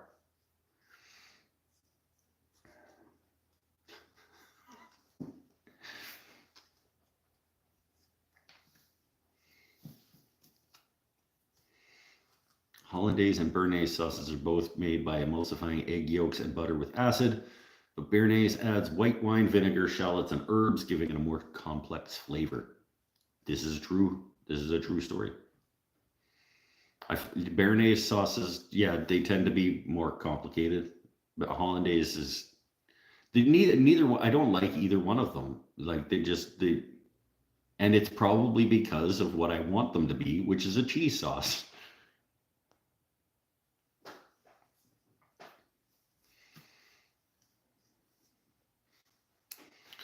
12:35 a.m. local time, closing up shop for the night. Sleep tight, everyone. Had fun talking. All right, later, man. We're probably going to wrap things up pretty quick, too, because I want to get these other two lights up. These two, at least. Maybe I'll do those two as well. I've got 2 of the 4 that are going on this side that are at least mounted to the ceiling.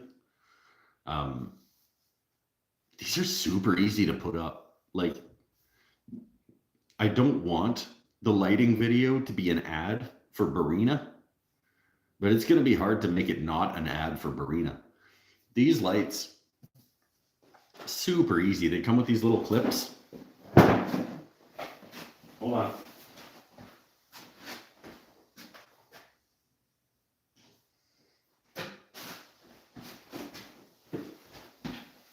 They just come with these little clips that you screw them through here to the ceiling like this, and then the lights just go into there. Just like stupid easy to mount.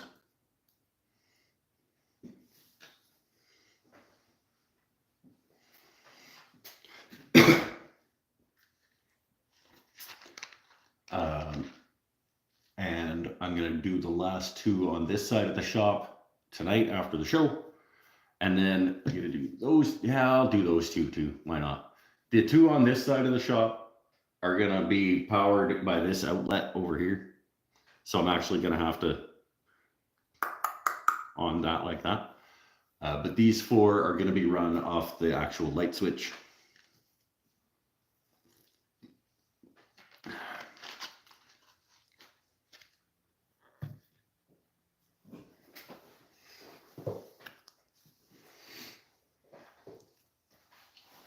And it's going to be awesome.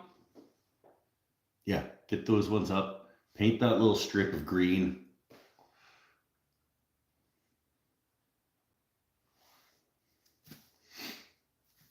What's going on? Finding half a worm? What is happening? This moment brought to you by lights. Thanks, Bina. It's not at all. Good night, Mike. I'll see you next weekend. Yeah, man. Next weekend we'll be in a functioning shop.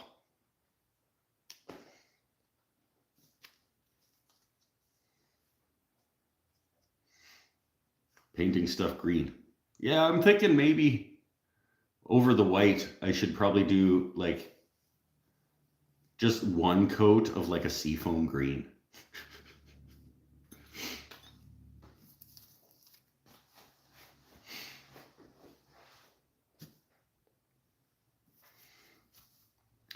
Weird lathe query. Okay, doke. Have you ever turned a handle and wished you had started with it flipped the other way around? I haven't turned a handle, like a tool handle. I turned the shoulder for ferrules and then flipped it to out in the chuck. Flipped it to out in the chuck. I think I would always turn the ferrule side away from the chuck. because I would drill out, using the tailstock, I would drill out the hole for the tool post. Then I would bring the center up, turn the ferrule and the handle, and then I would part off at the base of the handle.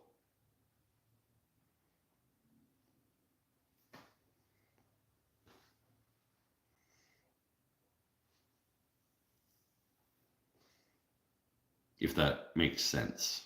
Does that make sense?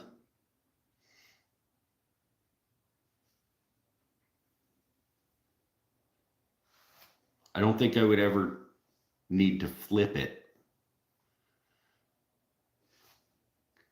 Like I would never have to rotate it partway through turning. I would drill out using the tailstock, bring the center up, turn the spot for the ferrule to size, and then do the handle and then part off at the end of the handle. I was wondering if doing it the other way was also correct. I mean, whatever gets the job done. I don't know that there's, neither way is incorrect. I just feel like it adds work to have to flip things around. There's a million ways to do everything. There's no right or wrong way to do a thing if it gets you the result that you want and you don't hurt yourself.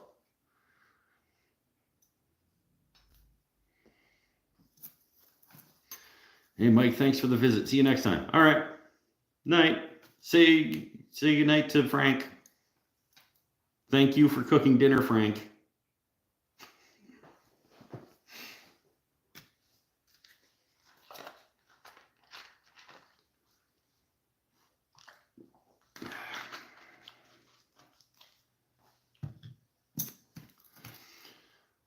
Will do. All right. I think maybe we should wrap it up so that I can finish doing my lightings.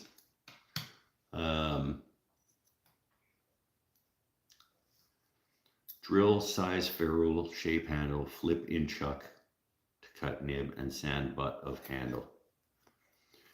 Drill, size, ferrule, shape handle, flip in chuck to cut nib. Sure, yeah. I mean, if you care how clean the butt end of your thing is, you could flip it around and do on the lathe.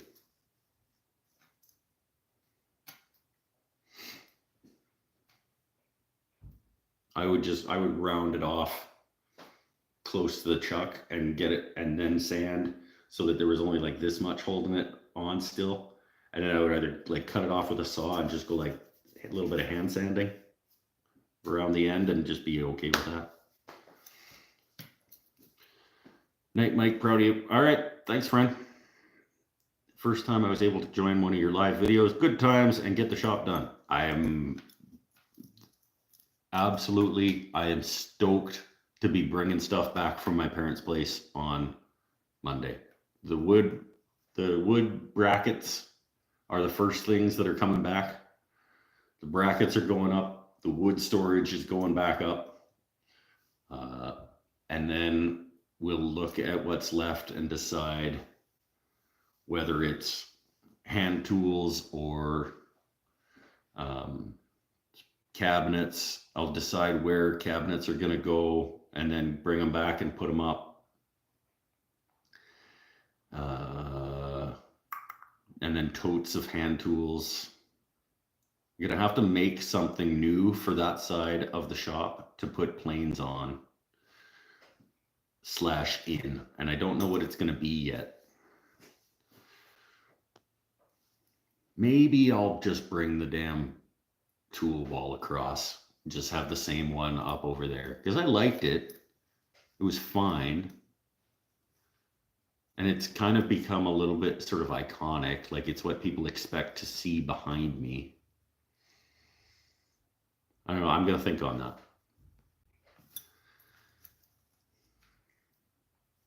It's so small. I was worried it would fly off. Fair. I mean, if it's supported though at both ends. Brainstorming on camera. Yeah, it's true. That's what I do. I'm just thinking, Do I want to go to, instead of a plain wall, do I want to go to a plain till where they maybe go vertical and like lean, and I pull them off this way? And then the plain wall can go back up over here, and I can just use it to hang other stuff. I don't know.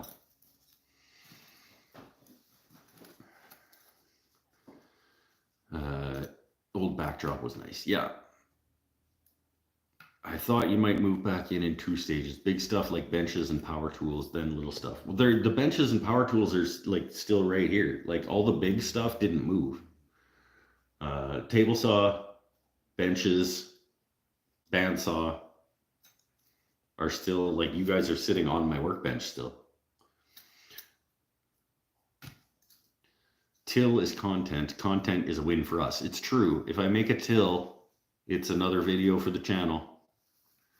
Then I don't have anywhere for my planes to live until that happens. Well, okay. Okay. Put the damn plane wall back up where it was as the temporary home for the planes while I build the proper plane tool on the other side. When that's built, the planes can move over. This wall can turn into whatever it's going to become when that one's, yeah, that's the right answer. That's the right answer. The plane wall goes back up. Then that spot dedicated for a plane till, I can make that project after I do the cabinet, bank of cabinets over here. That can be like a January plane till project. Maybe make a saw till so that I'm not wasting all the space in the saw cabinet. That's just a complete waste of space. Maybe the saw cabinet becomes plane till. Then the doors open and the planes are all nicely aligned. And it could just live open most of the time.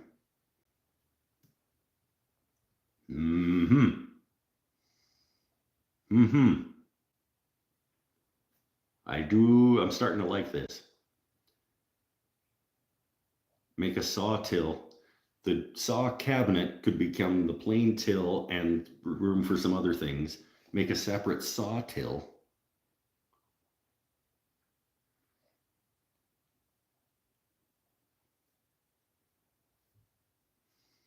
Yeah, it's starting to come together in my head.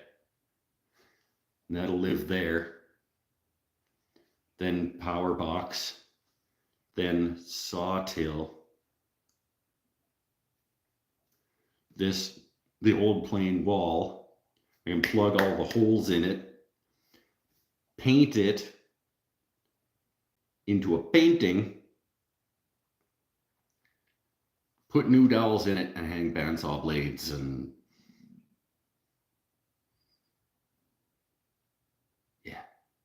yeah.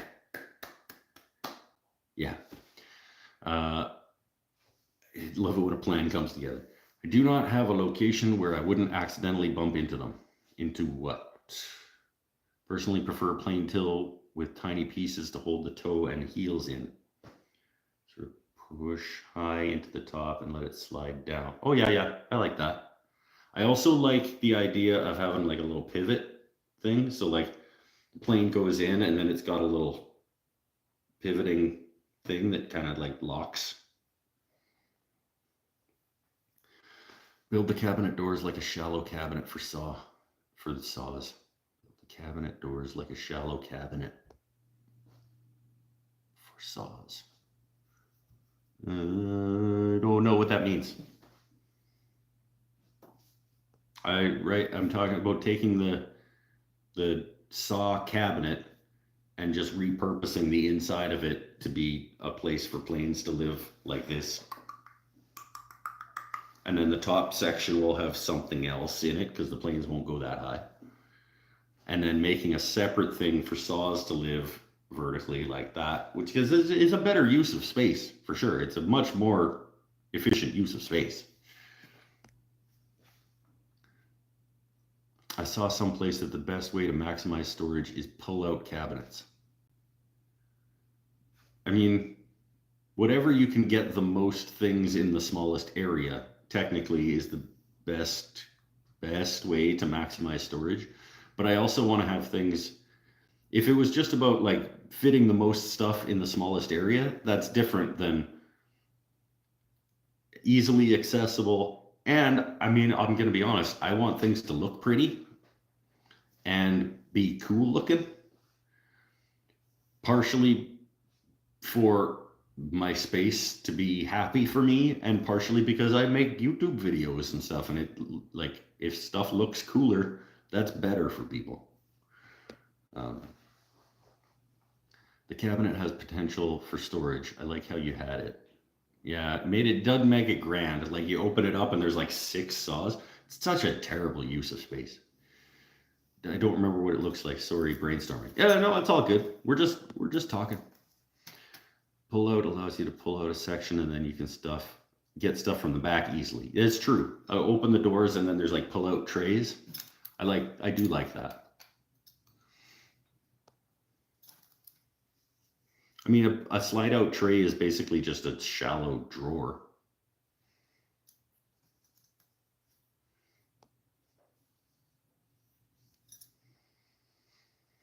It'll look cool because your wall cabinets are all awesome. Yeah, that's the thing. Is like, I mean, thanks. But yeah, I agree. Because that's the idea, is to make all of the shop cabinets look like that. So if I reuse that one for planes, make another one that looks like that, that's a little deeper for vertical saw storage.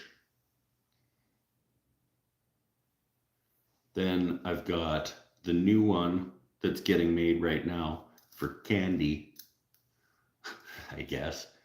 The whiskey cabinet can get repurposed into something, router bits, or I don't know. Then the lathe tool cab rack over by the lathes, that's that same style. The sharpening station is already that style of cabinet, except it's a floor standy, sort of shakery style deal. Yeah, I like this. And then the cooking station over in the corner. I mean, there are plans for having an entire section roll forward, and you essentially got a shelf that you pulled forward that can be accessed from both sides. Entire section roll forward. You got these kinds that vertical, you pull forward and there's like 2 walls that you mount things to.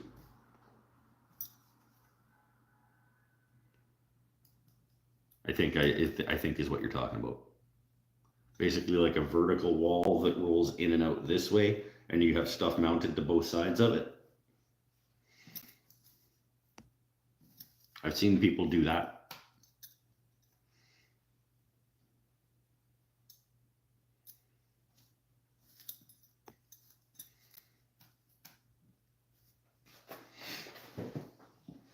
Anyway, yeah, the plan is starting to come together. I do like the idea of rejigging the saw cabinet. Then it can go right there. And then I can just make it into then the video isn't making a plane till, it's making my saw cabinet into a plane till. That's a bunch of less work. Yeah. I wonder if it's deep enough for it. If a plane leans like that, that tote still sticks out a ways. I don't know if it's deep enough. I don't know. I'll figure it out. Maybe the cabinet just becomes the new plain wall, and I'll do it the same way with floating shelves. It'll just be inside of the cabinet. Go over there. Doesn't matter.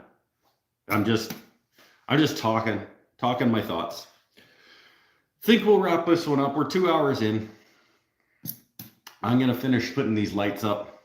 I'm going to figure out something to eat for dinner. And then, oh, I missed some things. You guys paused again. Maybe you move them around later. Hold on. Never ending. Where did we get? Never ending, never done. That's right. When you push it back in, it looks like part of the... Yeah. Okay, yeah. I have wanted to make my own Lee Valley drill post bit holder. Toilet bolts one. What? I don't know what that means.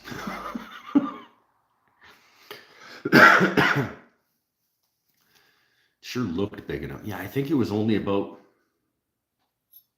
5-6 inches deep.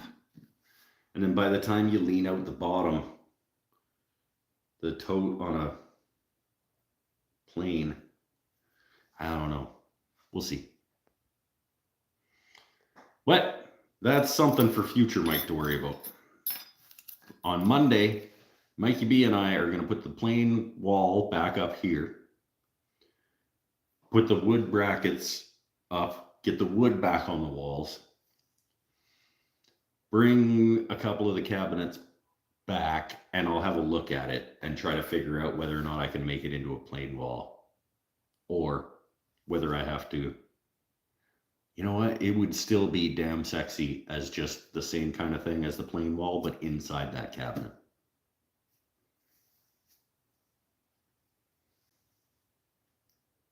If it doesn't work as a till with them on an angle like that, that's what I'm going to do. I'm just going to put new shelves inside that cabinet, and the doors can live open. And if they need to, if I'm working with them or if I'm shooting, they can be open and attractive. Yeah. Okay. Stay happy, stay healthy, stay safe, everybody. I'm going to finish up with these lights tonight and possibly paint over that strip of green. And then Monday, the second last phase of the shop reno starts happening. Moving stuff back in. And then we'll run ducting for the dust collector and build a new set of cabinets. Yeah. All right. Bye, everybody. Thanks for coming again. I have a good time every time I do this show. I hope you do as well. Bye for now.